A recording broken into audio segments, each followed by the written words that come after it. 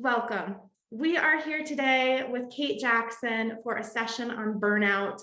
I am so excited to bring you all this topic because every summer we do a programming survey to see what our local nonprofit sector wants to learn about.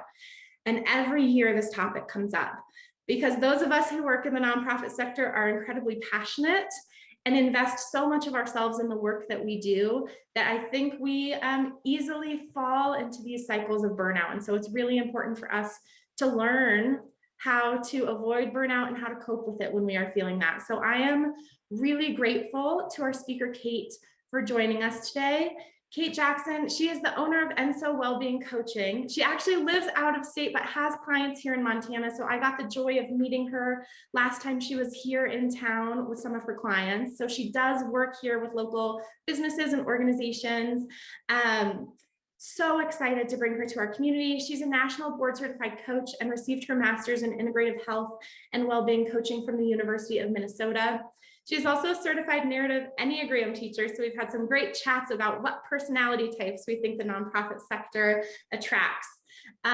She focuses on helping clients build greater self-awareness to empower them to live a more meaningful and purposeful life. We are so grateful to have her here today. I'm going to turn this session over to Kate so she can dive in. Before I do, last housekeeping item that I meant to mention, if you have questions, feel free to pop them in the chat. Kate will be speaking, but I will be keeping an eye on the chat and keeping an eye on those questions. So if you have questions, feel free to pop them in the chat and we'll make sure that at some point during this session, they get addressed. And this session will be recorded. So if you want to rewatch it later and refer back to this information, I will record it. I will email it out to all of you once the session is over. So if you want to watch it again or share it with your teammates, you can do so. All of that being said, thank you, Kate, for being here. I will hand this over to you. Thank you so much. It is so fun to be here. And I feel like I'm an outsider in a way from the other people that are in Canada and Florida and Massachusetts. But what I will say about my joy of being here with so many Montanans is every time I go to Montana, I do mountain meditation. So as I'm driving and looking at the mountains, I'm sort of in la la land and a beautiful space. So I'm hoping that just by nature of being with so many people in Montana this morning, that I'm going to get some of that energetic vibe coming my way. So really fun to be here. Thank you for sharing your favorite candy in the chat. I'm just cracking up. Almond Joy is like a hot one. I didn't realize that was still such a beloved candy. So I'm with the person that said pretty much anything chocolate. I would say yes to that. So I'm really excited to be here. I'm gonna just share my screen here and just a reminder. So my goal here today is to provide some very practical tips to reduce and avoid burnout. And my hope really is that that this is helping you to understand some different ways and some really kind of tangible ways. I really want this to be practical. It's meant to be practical, so that you have some very tangible ways to think about reducing your potential symptoms of burnout, reducing the symptoms of people that you may work with of burnout, and having something that can work quickly, sort of like micro moments through your day where you can build that capacity in. And I also hope this becomes sort of a common language amongst you and your team members that you have, so that you can sort of normalize this conversation and not make it something that is squirreled away or kept quiet from everybody else and everybody's just sort of dealing with things. So that's a big piece here. And honestly, I really hope that this is sort of seen as a gift to yourself today. You've given yourself permission to show up here for the next 90 minutes. And I look at these kinds of things as they can be gifts to ourselves if we can take the time to be present here and really allow ourselves to sort of soak this in and get the most out of it. So my hope for all of you today is that this is a bit of a gift to yourselves that then will allow you to be more present with other people going forward, and just kind of feel like a boost for your day, for the rest of your day, for the rest of your week. So, so what I would like to do is just start with a kind of how I start with all groups, which is a grounding practice. So if you're all comfortable, I'm just going to invite you all to get both feet on the ground. If you prefer, you can certainly shut off your cameras. And I would just invite you to close your eyes just so you can lose distractions, don't have distractions. Otherwise, you can just cast them down to a place on the ground where you can just focus in. And as you're sitting here, just take a couple breaths in. And what I'd like you to do is just think of the first word that comes to mind, how you're feeling right now. It might be agitation, you might feel some pain in your body, you might feel gratitude. Just want you to think of one word.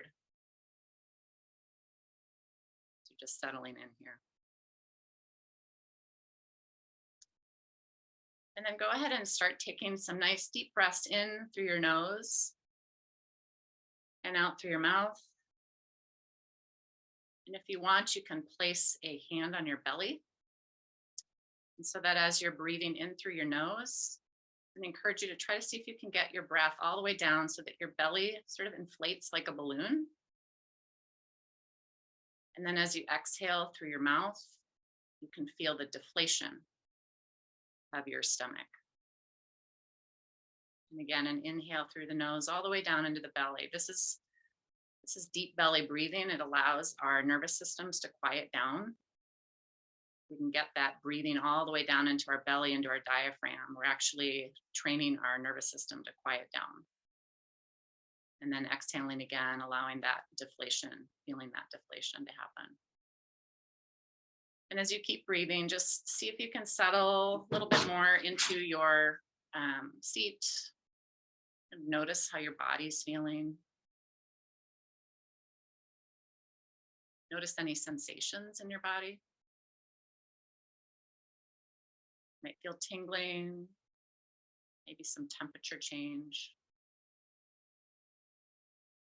And if there is any space in your body that feels a little bit tense, see if you can attract your attention and your breath into that space. And not try to fix it, but just see if you can maybe soften that space a little bit, create a little space in there to soften that tension.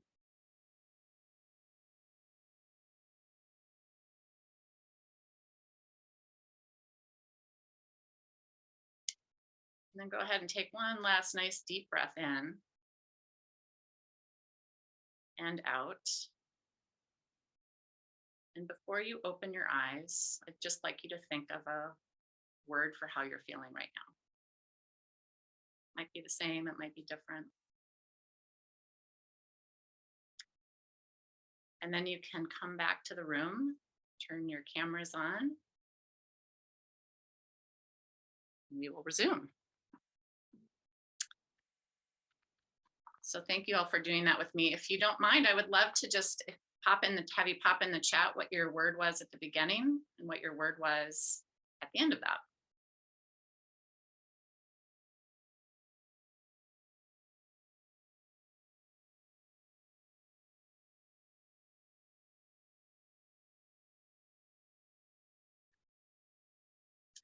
And Jill, I might have you pop on just for a second because it's hard for me to share my screen and see the chat.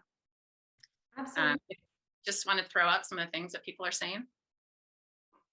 We have exhausted to calm, chilly to calm, happy to relaxed, pain to slow, excitement to excitement, tired to better, tension to relief, cold to comfortable, grateful to cozy.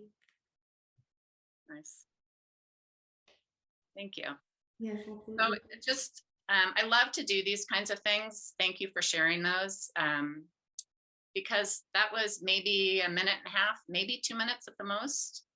And we're able to shift how we feel in that short of a time, but we forget how easy that is. And I always say to clients, breathing is free, but we forget to do it. So just this act of allowing ourselves to slow down, that belly breathing is something that I use on a regular basis when I start feeling anxiety or overwhelm starting to ratchet up. If I can take 3 or 4 deep breaths, it doesn't fix the problem, but it allows me to interrupt the building of my anxiety just enough where I can shift and get some more clarity and say, okay, that's not helping me. I need to do something different. I need to kind of change my mindset a little bit here so that I can focus on the things that I need to focus on. And so I like to do this too, because I I really think it's important to normalize the check-in. This is something that I encourage people to do in their work settings. If you can be brave enough to do this as the person that says, hey, everyone, before a team meeting, we're going to just sit for a minute and close our eyes or cast them down to the ground and just take a few deep breaths in.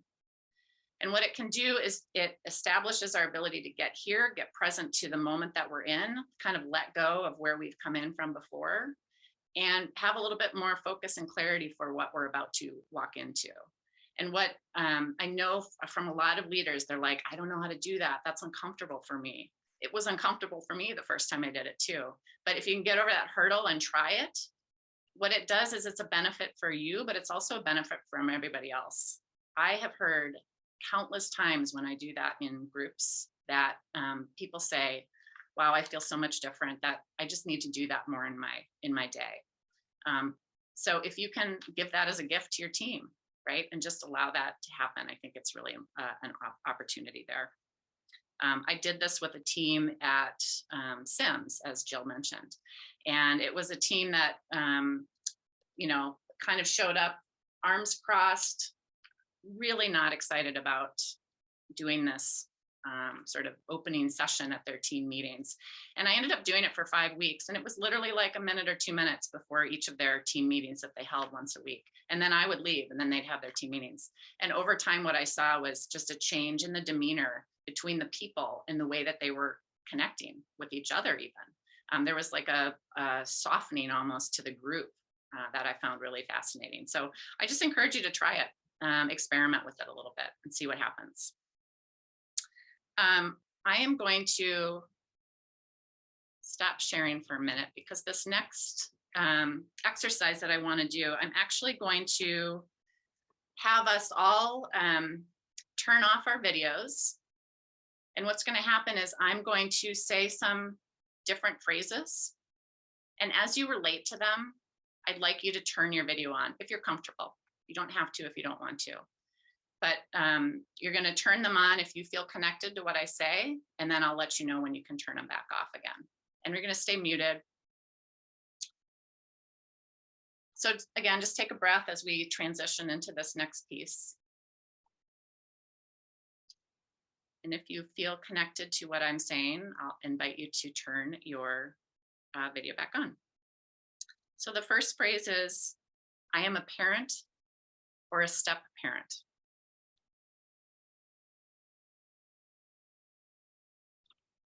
And if you want to turn your gallery on, your gallery settings, so it's not just me, I invite everybody to do that. Okay, you can go ahead and stop your video again. I own a pet, or I've owned a pet in the past. You can turn your video on if that's the case.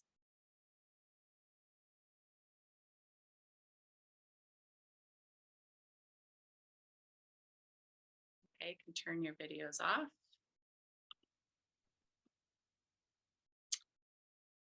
I lost someone important to me recently.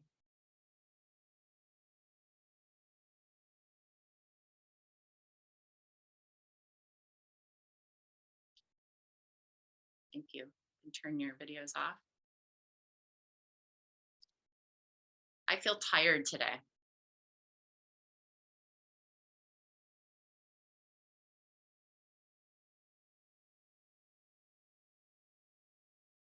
Thank you. You can turn your videos off. I was short with somebody this week.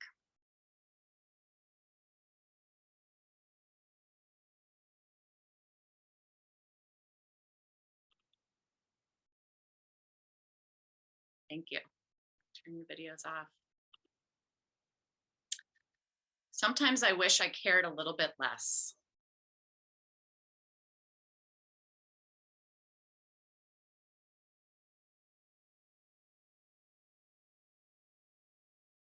Thank you. You can turn your videos off. I struggle to have a good work-life balance.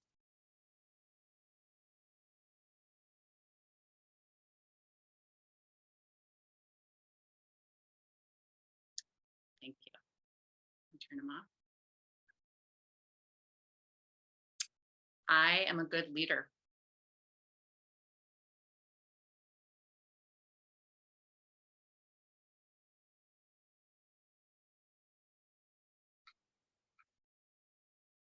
Thank you. So now I'm going to invite everybody to turn their videos back on. I just want you to look around at your fellow participants and recognize that you have a lot in common with the people that are here today. And some people are struggling with different things than you are. Some are struggling with a lot of the same things you are, but just look around, maybe scroll through the gallery and send a little love to the people that are around you on this call. And just a reminder of sort of our common humanity.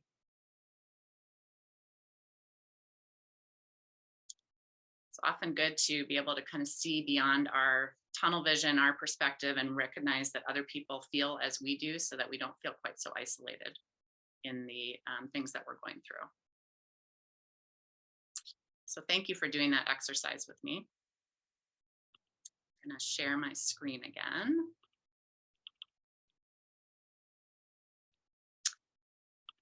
So the next thing I want to do is just have you think a little bit about intention. And you don't have to answer these necessarily right now, but just as I'm talking through them, I'd love for you to just think about it a little bit. So why are you here today? Why did you come to this session today? What are you hoping to get from this experience? What motivated you to take 90 minutes out of your Friday to come to this session and put your time and energy into this? And at the end of the session, what would you like to be different for yourself? So one of the antidotes to burnout is really to have more intention in our lives. And intention creates choice. And choice creates a feeling of control. And what so many of us lost, particularly in the pandemic, was a feeling of control. There's so many things beyond our control. And when we feel so much uncertainty around us, we feel like we have no control. We feel like we don't have choice.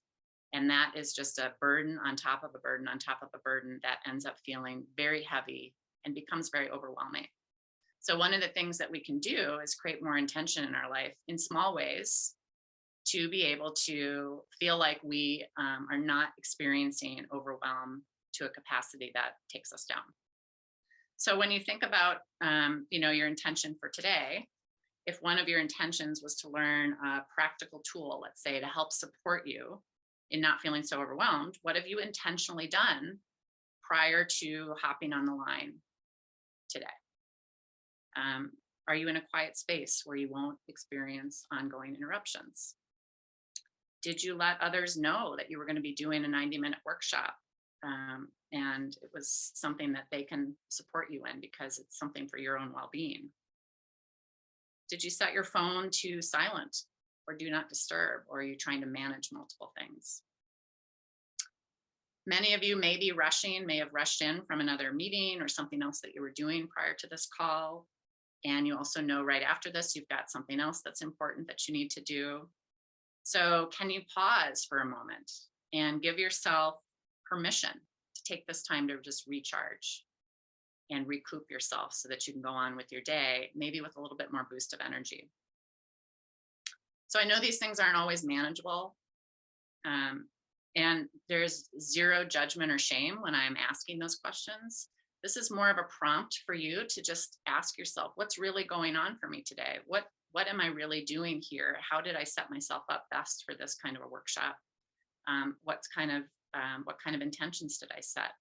So I just want to pause here for a second and ask you, what intention from here going to the rest of this workshop do you want to set for yourself?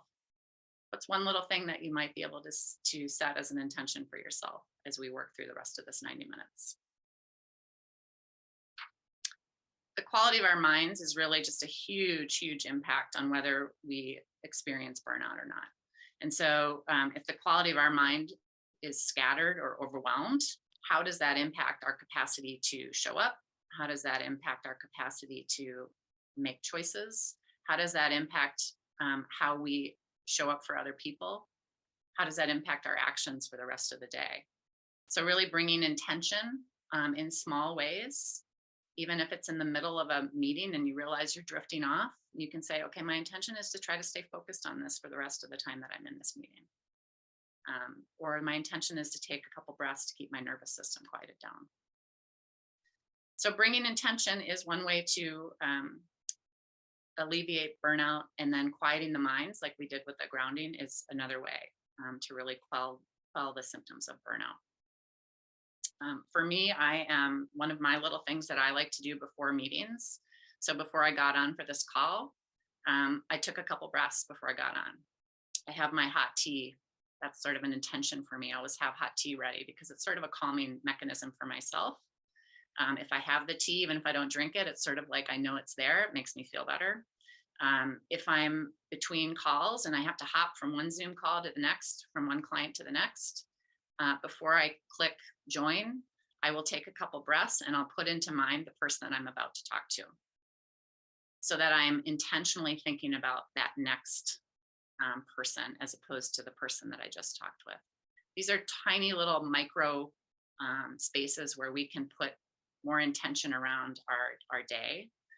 Same thing if you get in and out of a car, right? If you leave work, come to work, those are all little places where you can create some more intention.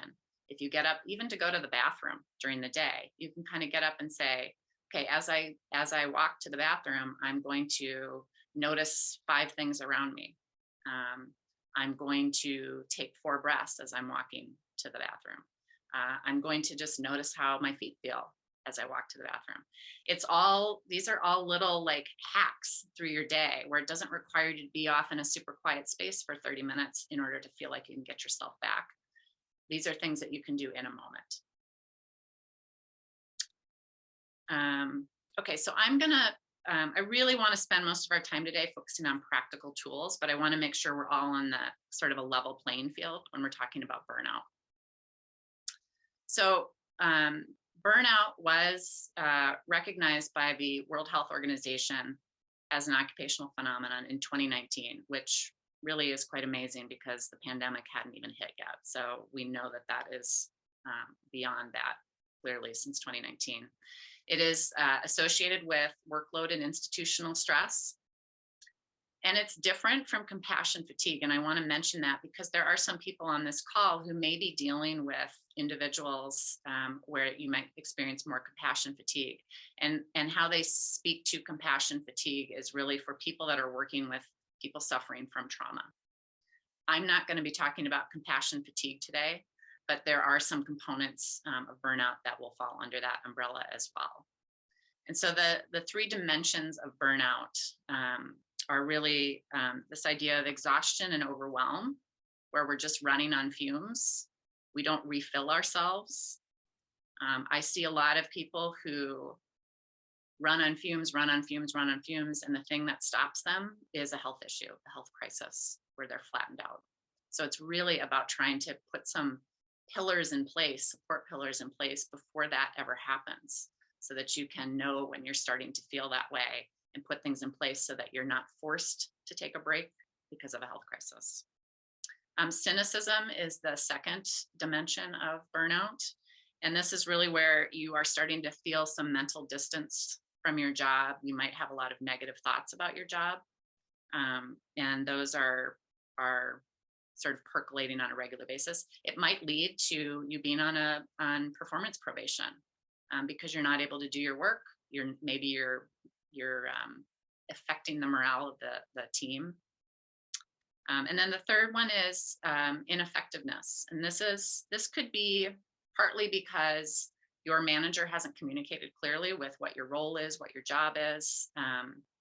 And it could be just that you just don't feel like you're making an impact because you might be in the wrong job, you might be in the wrong role. And so you begin to doubt your abilities. You lose confidence in yourself. And generally, when we're in this space, either you as the employee decide to leave or you're asked to leave because your performance isn't great, which is a further pain against your own self-confidence. So these are the kind of things that we experience in burnout. And when we're experiencing symptoms of burnout, our energy is going to survival. So when we're in survival mode instead of thriving mode, we're in protective mode. We are like shutting down. We're just protecting ourselves the bare minimum that we need to do that. So our attention and our focus is all about the problems that are in front of us, directly in front of us. It's almost like we have, horse blinders on. We're only seeing the tunnel vision that's right in front of us. And we lose our capacity to see anything going on outside of that. So we're losing perspective, basically. And we lose this opportunity to be able to see beyond the problems and to see future possibilities. So for sure, if you're a leader, right, and you're in the survival mode, you are missing probably, 80% of the things that are important for you to be paying attention to as you try to grow your business. If we are in symptoms of burnout, we are probably losing our capacity to be creative. We are probably making poor decisions. Our relationships are likely suffering. We may blame other people for how we feel because we can't see beyond ourselves. And then we just kind of get stuck in this downward spiral. And we tend to be in fight, flight, or freeze, which is where our nervous system is hijacked. So again, that grounding, right, of getting the nervous system to quiet down and be a little bit more in a space where we can manage what's in front of us. So, I want you to think about these three dimensions as it applies to yourself. Do you relate to one of them right now? Do you relate to all of them right now, maybe? What's interesting about this is we're all maybe able to tap into this and say that we have experienced this or are experiencing this, but do you know what it actually feels like for yourself? It's easy to sort of put a label on of, yeah, I feel burnt out. It's becoming sort of a nomenclature in our society, right? I have burnout. I'm burnt out. But what does that actually mean for you? It might mean something a little bit different than your fellow participants. So we've intellectually taken on that context or that label, but what does it mean physically, mentally, emotionally, spiritually for you? What does that feel like for you to be burned out in those different ways? So really one of the ways to have sort of freedom from burnout is to really understand how we are operating from the inside out. It's important to know that. We tend to deny that, ignore that, or we just stay busy so that we don't see it. And so we want to be able to take some time to focus inward and understand what that actually means so that we can catch it before it suddenly appears and we are inundated with burnout. So what I want to have you think about is sort of these different dimensions of health. This is like, whole person health, right? It's not about the role that you play in your job and that's all you are.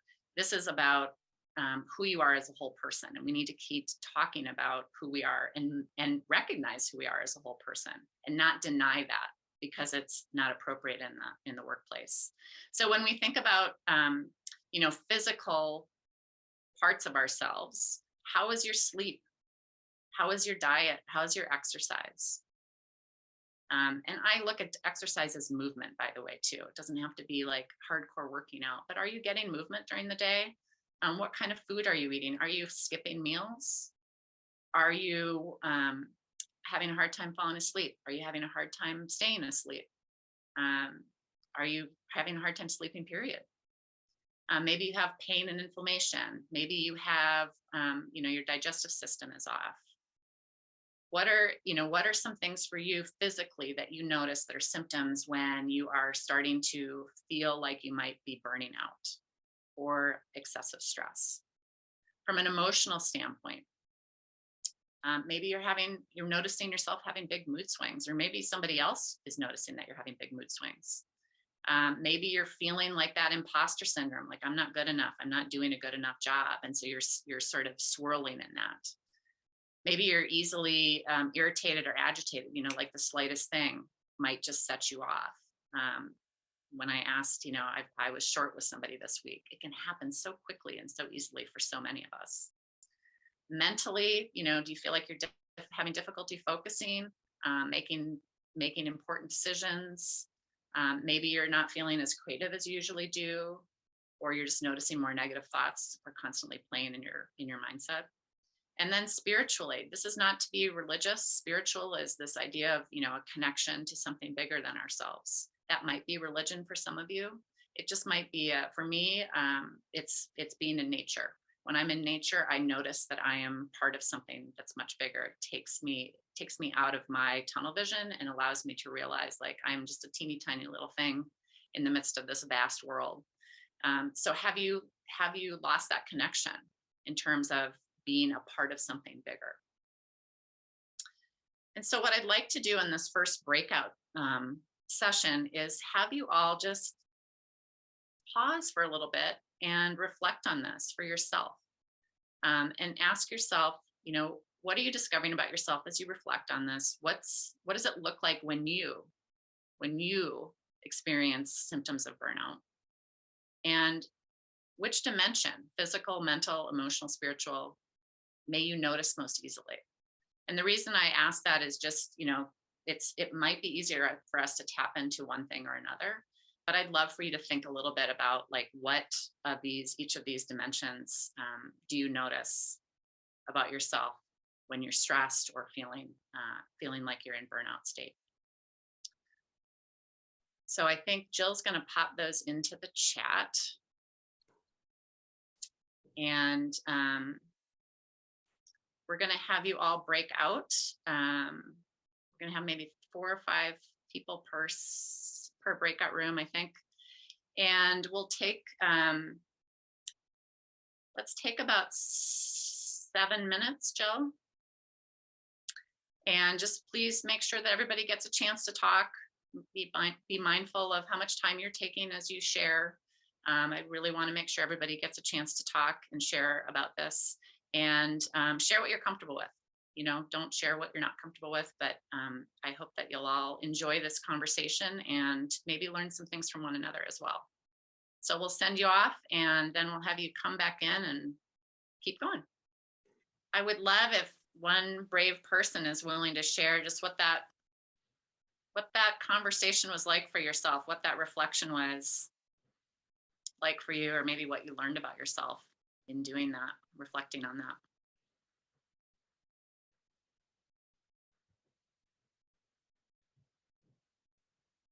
Yeah, Faye.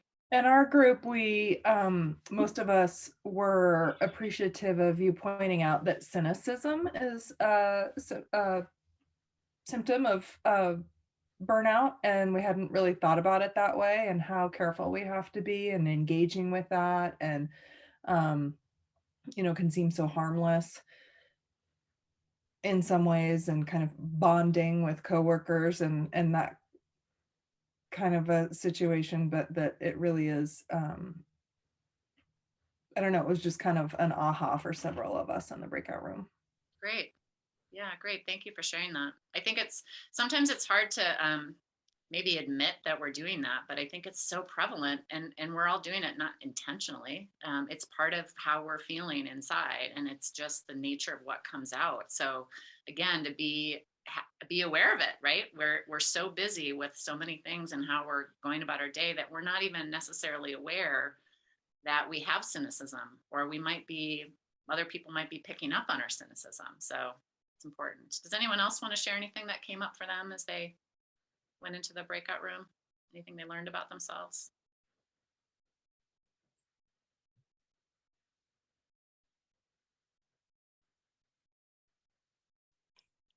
Okay. Back to sharing my screen.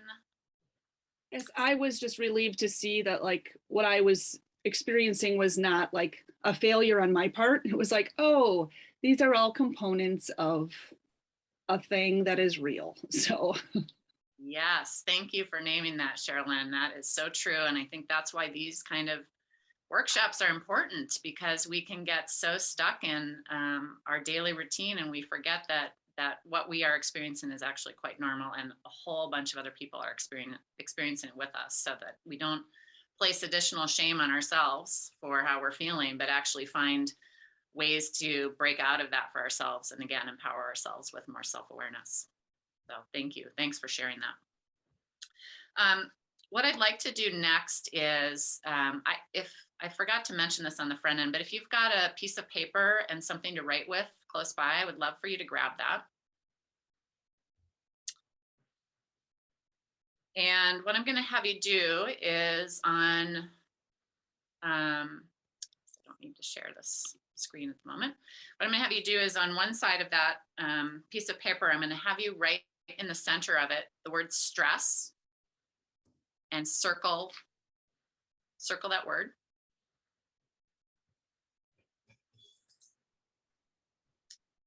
And what I'd like you to do is really popcorn style. Don't think hard about this, but when you think about the word stress, what words come to mind for you? It might be people, it might be words, it might be environments. Just popcorn style it.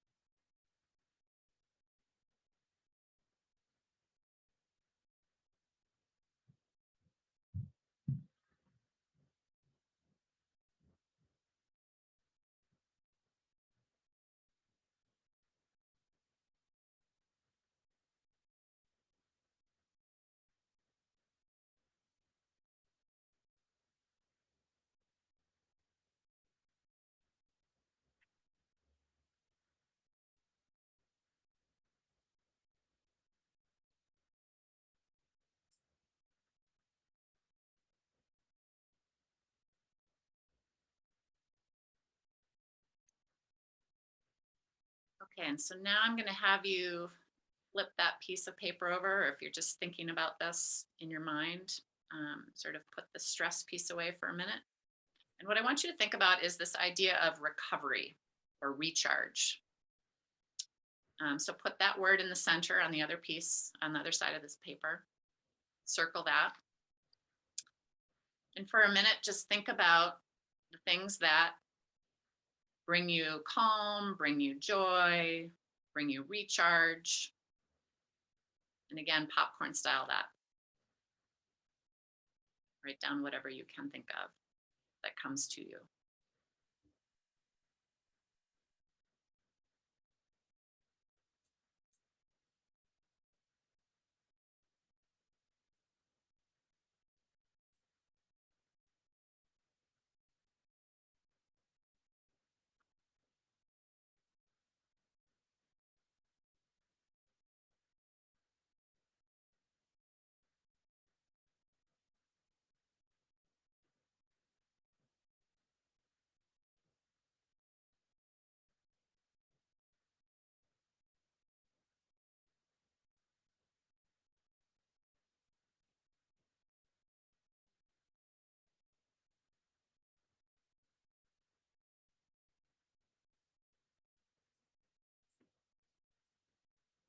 You can always go back and add to this. It might change depending on the day for you. But what I want you to take a moment and think about is when you look at these two lists, where do you spend most of your time and energy? Most people will say with stress. It's very common. So when we think about what's on the other side of that piece of paper, those recharge things, those recovery things, can we think about ways to carve out time within our days to create more space so we can put more energy towards that and actually get more energy for the rest of our day? So there's this great article, and I'm not going to remember who wrote it. I think it's from the 80s, honestly, but it's talking about how there's sort of this idea of corporate athletes. In terms of, you think about an athlete, a professional athlete at the peak of their performance, they are going hard at it. There's a lot of stress on their bodies. They're taking the brunt of the stress that they're in. And what do they do to recharge? They have to take, they have to have massages. They have to get healing in their bodies. They might have, soak in an ice tub for a while. They have trainers that help them with their ligaments and their muscles and their joints. Depending on the food that they eat certain things depending on what kind of day they're going to have. And some of them take weeks or months off to recover. We don't do that in the work world. We're terrible about doing that. And so it's this idea of, can you think of yourself sort of as a corporate athlete? When do I have to sort of bring my game up and be really prepared for the ultimate stress test in my job? And what am I doing to make sure that I recover from that so that I can go back into another situation and feel like I have recharged so that I can go forward towards that? There's a great quote from, is it Brian Cornell, who's the head of Target? And he talked about, if I have a team member who's told me that, they've stayed up all night to work on a presentation, that's probably not the person I want to bring into the presentation in front of the client, because they're probably exhausted. So think about that, right? It's this, we have this mindset of, I only slept, 4 hours last night, as though we wear that as a badge of honor. Can we flip that and recognize like that's just not good for anybody? So what can we do to recharge? And so when you look at those sheets of paper and recognize, okay, where can I change and carve out time for some space for some of these recovery things in my day? And it doesn't have to mean you have to go away to a spa for a weekend in order to recharge. That's not realistic. We want to make this a realistic thing for you so that you don't fall into the state of burnout. So what of these things on your recovery list could you implement into your daily routine, even for a minute? Maybe it's part of those transitions when you get up and move to something else that you're going to do.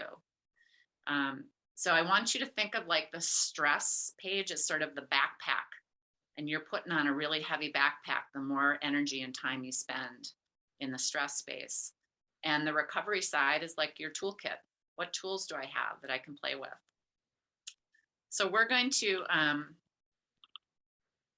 break out again. And what I want you to do is just talk about, again, like, what did you discover as you did that exercise about yourself? Maybe you discovered something new about yourself. What's one recovery tool that you would like to carve more time out for? And why is that particular one important to you? And then think about how you might try to incorporate that into your routine in a way that you can be successful at it, right? So it's not trying to, again, do the weekend spa, but it's, maybe there's this particular time of day that would be easier for you to do. Maybe there's a day in general during the week that it would be easier for you to try to incorporate that in. What's the environment that you might need to be able to make that successful? Habit stacking. So like taking, for me, it's if I'm making tea, I have to wait for the tea to cool down before I drink it. So in that time period, I'll do meditation. And that's a way for me to remember to do the meditation because I'm always going to make the tea.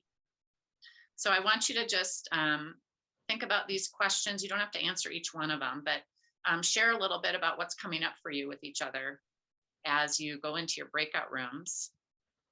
And we'll do maybe 10 minutes this time, Jill. That sounds great. I will open up the breakout rooms here in just a second. And just a reminder, if you, for whatever reason, can't join the breakout room, stay in the main room with us, but stay in the training because we'll have more tools for you all when we get back. So the instructions are in the chat, the questions that Kate just went over, and we will see you all in 10 minutes. So hopefully you had a good conversation there. I'll ask again if anyone is brave or willing to share just one quick thing that came up for them as they went off and had those discussions. Anything they learned about themselves or how that exercise was for them.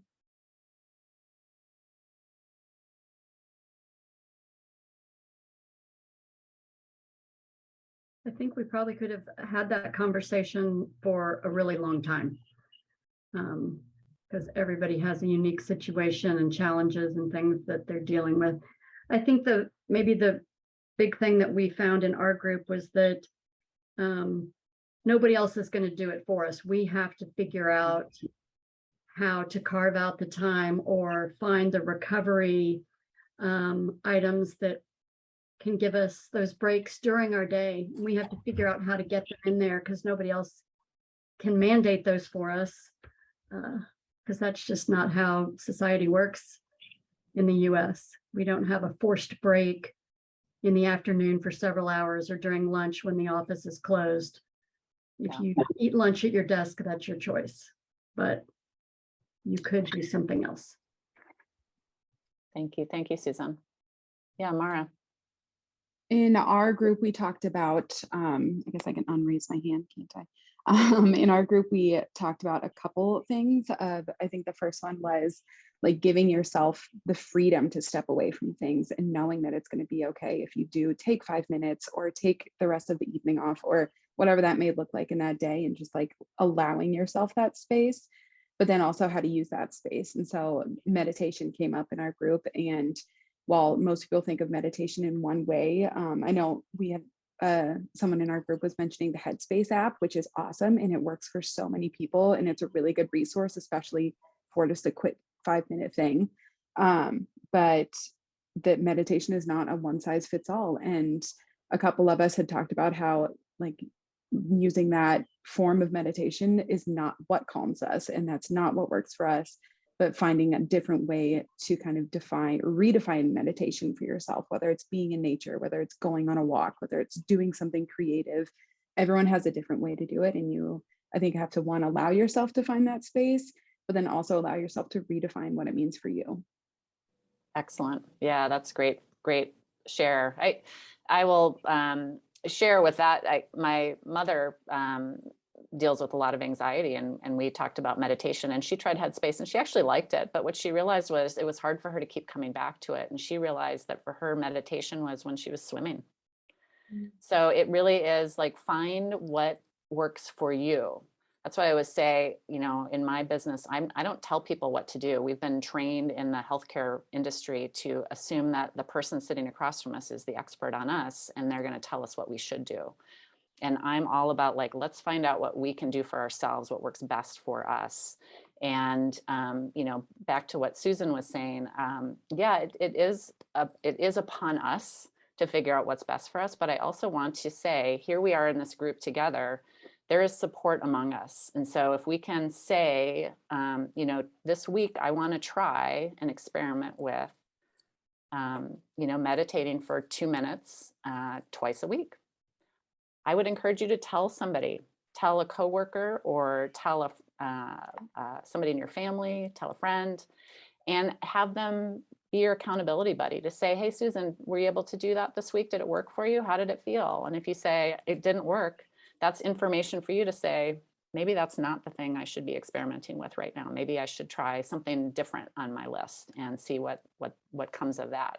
So really being gentle with yourself to just experiment with things and not feel like it's all you that has to figure this out, but that you can actually get help from other people too, if they can support you in that way of knowing that. But part of that is telling them what you even want to do, what your intention is, so they can help support you in that intention.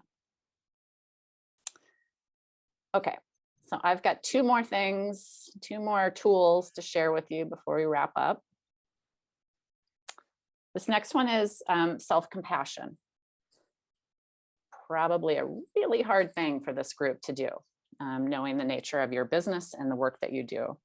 So some of you may know Dr. Kristen Neff, some of you may not. I would encourage you to look her up on YouTube. She's got some great TED Talks. She is a well-known research psychologist. She's been studying compassion for, I think, maybe 20 or 30 years. She's done a ton of research studies on the effects of self-compassion, particularly on nurses, and how having elements of self-compassion can actually moderate your feelings of stress and burnout. On her site, she wrote, research indicates that self-compassion is one of the most powerful sources of coping and resilience we have available to us, radically improving our mental and physical well-being. It's quite a statement from a researcher. So I just want to share the 3 elements of self-compassion and invite you to see if you can find ways to incorporate these a little bit more in your life. It's not an absolute. You're going to have days where it works, you're going to have days where it doesn't work. But even if you're just aware of it, it's helpful. So the first one is self-kindness versus self-judgment. And this one's about like, how would you treat someone else who is struggling like you are? What would you say to them? Because we are usually way harsher on ourselves than we would ever be to somebody else.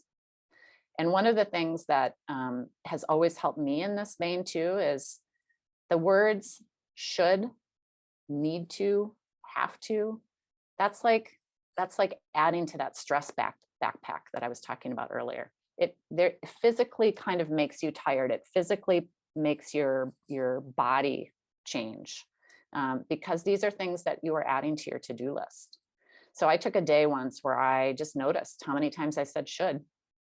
And it was shocking how many times I was saying should to myself. And so the next day I decided, okay, in the moment when I catch myself saying I have to, or I should, or I need to, I'm going to change the language in the moment as soon as I catch myself. So instead of saying I have to walk my dog, I changed it to I will walk my dog. I need to call so-and-so. I would change it to I'm going to call so-and-so. I should be working out. I might say to myself, I'm going to try to work out tomorrow. And in that practice, I physically, like, my posture changed. So I just want to encourage you to think about those little things. Just, it could be language for you that creates that self-kindness. When you notice yourself being mean to yourself, can you change that language that you're using? The common humanity versus isolation. It's kind of the exercise that we did on the front end, right? It's this idea of we are not alone and there is many people suffering. So don't get lost in our own suffering, but recognize that, you know, as humans, we suffer. It's a hard thing to deal with, but we're not alone in that space. And so don't let ourselves go further and further and further into that deep, dark, alone space. And then the third one is really this idea of mindfulness over versus over identification. So don't have some self-awareness, have some observance, have some pause to be able to step back and say, what's really happening here in this situation? What's the story I'm telling myself about this situation? What's the narrative that's running through my head over and over again? I often tell clients, like, take your thoughts and put them on a bench. Think about putting them on a bench next to you so that you can get some separation from them. You are not your thoughts. But we tend to think that we are our thoughts because it's just over consuming us. If we can put them to the side and be like, all right, I see you. I see you. Here you are. You're creeping up again. We're going to deal with you differently now. You're on the side of the bench. You're not actually in my body. So we're going to talk differently to each other. That can be really helpful. So I want to just kind of do a quick summary of the tools that we learned today so that you can be reminded. And there's a million other things that we could have talked about, but this is sort of a starting point for some easy things to grasp for yourself, to empower yourself to have a little bit more resilience through the day.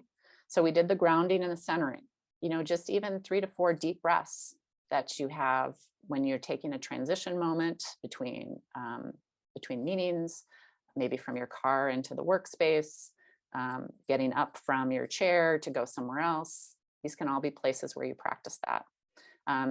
Setting intentions. Maybe it's before you go to bed at night, you put into your mindset, okay, tomorrow morning, I plan to work out before I hop on my calls tomorrow morning. Or it's in the morning when you first wake up, before you get out of bed, before you touch that really exciting little piece of candy next to you that's called a smartphone, and let that run your world. Can you set an intention to say, I'm going to let 5 minutes pass before I touch that phone, and I'm just going to take a few breaths in while I'm laying in bed before I get up. It gives you this opportunity to actually have some control and choice in your day, and that will make you feel more empowered. Observing what's operating within you and understanding how you specifically operate from the inside out, not how others expect you to, not what you think you do, but actually start knowing that. Know that on a deeper level, how you operate from a physical standpoint, a mental standpoint, an emotional standpoint, and a spiritual standpoint. The more you know about yourself, the more you're able to respond strategically as opposed to react. Self-compassion. just what we talked about. I'm also going to mention, I didn't put it on here, but sort of like meaningful connection, social connection, things like this, where you can be connected with other people that have a shared mindset and understand some of the things that you're going through. And then the last one I want to share with you to end our session is humor. So I'm just going to have you take a moment and really just try to soak this in.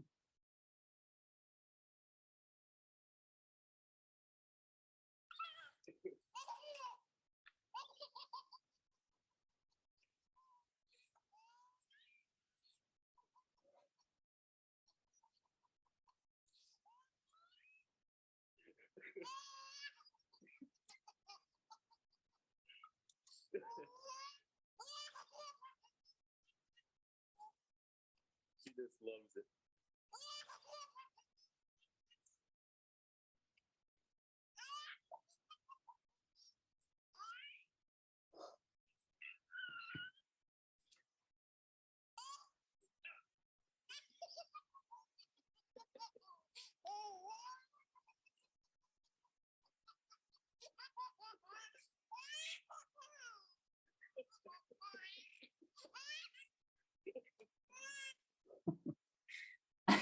We'll stop that early. But don't forget humor.